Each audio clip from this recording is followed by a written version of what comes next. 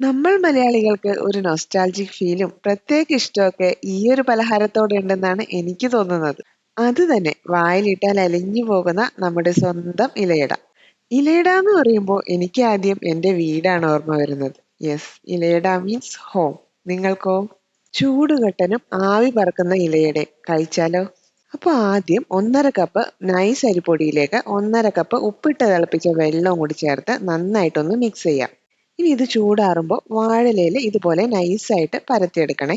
പറ്റാവുന്നത്ര maximum നൈസായിട്ട് പരത്തിയെടുക്കാം കേട്ടോ. ഇനി ഇതിന്റെ ഫില്ലിങ്ങിനായിട്ട് 1 കപ്പ് തിളച്ച ശർക്കര പാനിയിലേക്ക് 1.5 കപ്പ് തേങ്ങ ചിരകിയതും 1/2 ടീസ്പൂൺ ഏലക്കപ്പൊടിയും കൂടി ചേർത്ത് നല്ലപോലെ മിക്സ് ചെയ്തെടുക്കാം.